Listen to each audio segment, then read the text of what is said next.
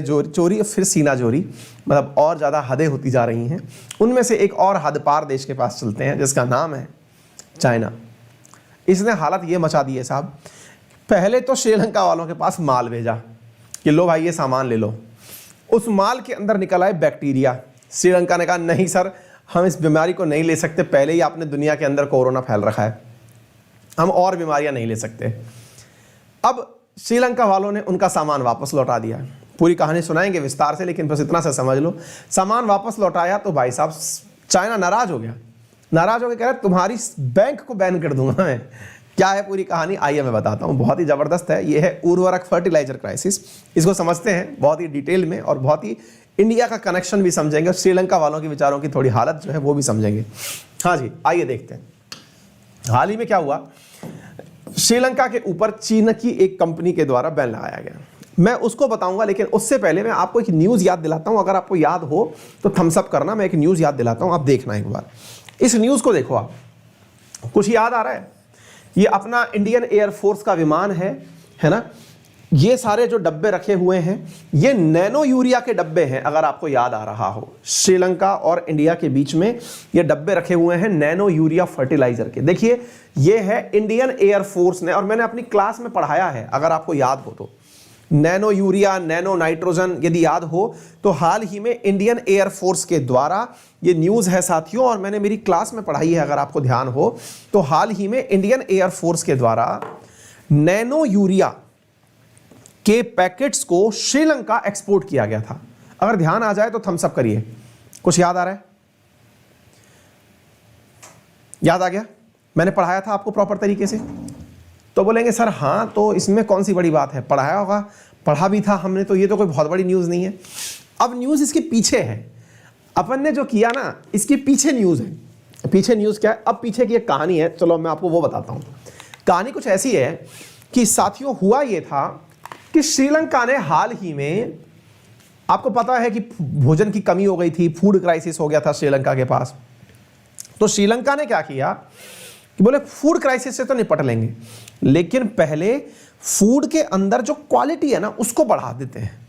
Crisis से निपट लेंगे, लेकिन निपटने के लिए क्राइसिस से पहले निपटा कैसे जाए, तो बोले अच्छी मात्रा में हमें उत्पादकों की आवश्यकता होगी, फर्टिलाइजर्स की आवश्यकता होगी। एक मिनट, थोड़ा सा मैं आपको बेसिक बात पहले समझाता हूं, तब जाके आप इस बात को समझ पाएंगे। आपको मालूम है इंडिया में जब ग्रीन रेवोल्यूशन आया था तो ग्रीन रेवोल्यूशन के सबसे बड़े कारण क्या थे? सबसे बड़े कारण 3 गिने जाते हैं। कौन कौन से? पहला कारण गिना जाता है high yielding variety of seeds. मतलब जब भी आप पढ़े ना भारत में ग्रीन रेवोल्यूशन के जिम्मेदार कारक पहचानिए, हरित क्रांति के लिए कारण कौन से जिम्मेदार हैं, तो पहला कारण हम लिखते हैं आंसर में हाई यील्डिंग वैरायटी, यानी कि उच्च उत्पादक क्षमता वाले बीजों को बोया गया था। पहला पॉइंट। दूसरा पॉइंट क्या है? दूसरा पॉइंट बताया जाता है फर्टिलाइजर्स। अब फर्टिलाइजर्स क्या है आपको मालूम होना चाहिए। भारत में जब ग्रीन रेवोल्यूशन आया था तो किसानों को बड़ी मात्रा में फर्टिलाइजर्स बांटे गए थे। मतलब जैसे यूरिया हुआ है ना, डीएपी हुआ, ये सब बांटा गया था ताकि उर्वरक डालने से उत्पादकता बढ़े। तीसरी जो चीज थी वो थी पेस्टिसाइड्स। अगर कोई कीटाणु लग गया तो उसको मारने के लिए दवा कीटाणुनाशी के रूप में चाहिए। चौथी जो चीज थी जिसको कहा गया था वाटर कैनाल्स या फिर इरिगेशन फैसिलिटीज।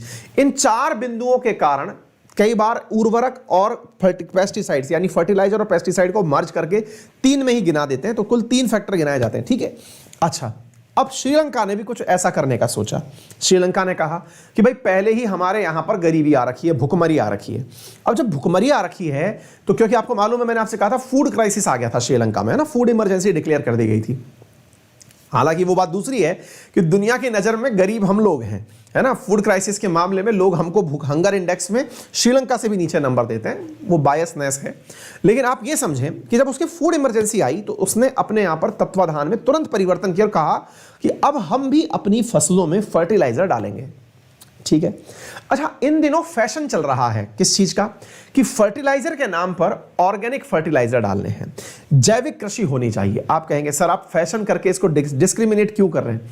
देखिए एक जमाना था जब हम गाय की खाद ही, गाय का गोबर ही खाद के रूप में उपयोग में करते थे। जब सरकारों को प्रोडक्शन बढ़ाना हुआ तो बढ़ा दिया कि चलिए साहब कोई भी फर्टिलाइजर डालिए, बस फसल पैदा करिए। जब सरकार को लग गया कि अब उत्पादन ज्यादा हो रहा है, कंट्रोल कैसे करें, तो बोले वापस ऑर्गेनिक हो जाओ, तुम्हारी हेल्थ खराब हो रही है ना। तो हम लोगों को वापस से पुराने रास्ते पे ले जाया जा रहा है कि सेहत के लिए अच्छा है ऑर्गेनिक। ठीक है, इस पे विवाद बाद में कर लेंगे। श्रीलंका ने सोचा कि भारत जैसे देश इतनी समझ के बाद वापस ऑर्गेनिक खाद पर लौटे हैं, तो क्यों ना मैं पहले ही ऑर्गेनिक खाद पर लौट जाऊं। श्रीलंका ने कहा कि हम कृषि में खाद तो डालेंगे, फर्टिलाइजर तो डालेंगे, लेकिन डालेंगे ही ऑर्गेनिक। अच्छा साहब, अब श्रीलंका ने क्या है ना जी, पहले से ही इतना कर्जा चीन से लिया हुआ है कि उसको कंपनियां भी चीन की नजर आती हैं। ऐसे में उसने चीन की एक कंपनी से लोन ले लिया, चीन की एक कंपनी से खाद मंगा लिया, चाइनीज एक कंपनी से क्या मंगा लिया, खाद मंगा लिया। खाद का मतलब समझ रहे, उर्वरक मंगा लिया, ऑर्गेनिक खाद मंगा लिया साहब। फिर क्या होता है, जब इसने यहां से उर्वरक मंगवाया, इसका नाम था सिवीन बायोटेक, इस कंपनी का नाम था, चाइना की कंपनी थी सिवीन बायोटेक, और उससे कहा कि मुझे आप ऑर्गेनिक खाद दे दो। आपको पता होगा ऑर्गेनिक खाद का मतलब क्या होता है, मैं आपको बता दूं। जो लोग खेती बाड़ी से नहीं जुड़े हुए हैं उन्हें शायद दिक्कत होगी समझने में, मतलब जो लोग खेती बाड़ी जानते हैं उनको यह पता होगा। इसमें होता क्या है ना कि गाय का गोबर, भैंस का गोबर, घर का कचरा या फिर जो खाद्य पदार्थ हैं, खाद्य अपशिष्ट हैं, उन्हें एक साथ रखा जाता है, उन्हें सड़ाया गलाया जाता है और सड़ा गला करके उनसे मतलब खाद बना लिया जाता है। चीन की एक कंपनी ने अपने द्वारा इस ऑर्गेनिक खाद को एक्सपोर्ट कर दिया, कहां पर, श्रीलंका में। ठीक है, श्रीलंका की एजेंसी ने उसको जांचा, जांचने पे पता चला कि इनके इस खाद में कोई बैक्टीरिया था, और कोई छोटा मोटा बैक्टीरिया नहीं, कोई बहुत खतरनाक बैक्टीरिया था जो इस कीचड़नुमा खाद के अंदर डला हुआ था। ये चीन ने श्रीलंका को एक्सपोर्ट कर दिया। अच्छा, श्रीलंका के दिमाग में या चीन के वर्ल्ड में, चीन के बारे में दिमाग में यही चल रहा है कि यार ये जो है ना विश्वास पात्र नहीं है, मतलब ये कोरोना को जब एक्सपोर्ट कर सकता है तो ये कुछ भी एक्सपोर्ट कर सकता है ना। ऐसी स्थिति में श्रीलंका की सरकार ने उस एक्सपोर्टेड मटेरियल को, जो अब उनके देश में आ चुका है, तुरंत कहा कि भाई इसको वापस ले जाओ यार, हमको नहीं चाहिए, क्योंकि इसमें ऑलरेडी कुछ ना कुछ गड़बड़ है। ऐसी स्थिति में श्रीलंकन अथॉरिटीज ने इसे कंटेमिनेटेड कहते हुए कि यार इसमें दूषित पदार्थ है, प्लीज इसे वापस ले जाओ, इसको लौटा दिया। इस बात से, श्रीलंका की बात से नाराज हो गया कौन, चीन नाराज हो गया। इनके द्वारा, श्रीलंका के द्वारा कहा गया, will not accept contaminated Chinese fertiliser.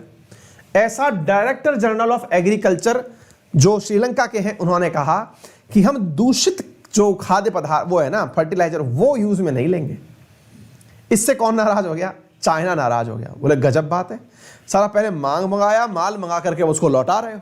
तो श्रीलंका का जब कहना था कि हम इस फर्टिलाइजर को यूज नहीं करेंगे, तो फर्टिलाइजर यूज ना करने पर लंका ने जो श्रीलंका के द्वारा पेमेंट दिया जाना था फर्टिलाइजर का, वो चाइनीज फर्टिलाइजर फर्म को पेमेंट देना रोक लिया कि हम नहीं देंगे साहब, हम पेमेंट भी नहीं करेंगे और आप अपना रखो कि भाई जिनका भी मतलब ये खाद्य पदार्थ है जो तुमने भेजा है हमारे पास, उर्वरक तुम रखो, हम जो है पेमेंट नहीं करेंगे।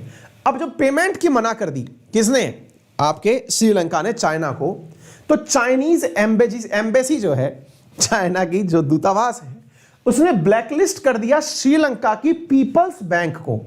श्रीलंका की जो पीपल्स बैंक है, जैसे अपने यहां पर बैंक चलती हैं पीएनबी, एसबीआई, कुछ ऐसे करके, उसकी बैंक को ब्लैकलिस्ट कर दिया और यह कहा कि तुम लोगों ने हमारा पेमेंट रोका है, इसलिए हम तुम्हारे साथ कभी व्यापार ही नहीं करेंगे, ऐसा कह के उस बैंक को ही ब्लैकलिस्ट कर दिया। भाई किसी के ऊपर तो गुस्सा निकालना था। चीन अभी श्रीलंका पर गुस्सा तो इतना ही निकाल सकता है कि इसका एक पोर्ट उसने हड़प रखा है हम्मन टोटा 99 साल के लिए, लेकिन इससे कहा कि तुम्हारी बैंक को हमने कर दिया ब्लॉक। भाई बेइज्जती हो गई, घनघोर बेइज्जती हो गई। अब चक्कर यह है कि श्रीलंका के अंदर इन दिनों हो रहे हैं धरना प्रदर्शन कि खाद नहीं है, खाद नहीं है। अच्छा, ऐसी स्थिति में अब आती है भारत की बारी। भाई साहब, चाइनीज फर्टिलाइजर कंपनी ने जो 8 मिलियन पे करना था वो ना देने के कारण इसको तो ब्लैकलिस्ट कर दिया, और ब्लैकलिस्ट करने के बाद में यहां के मंत्री ने कहा कि हमें जो भारत से सैंपल मिल रहे हैं या जो फर्टिलाइजर मिल रहा है वो बेस्ट क्वालिटी का है।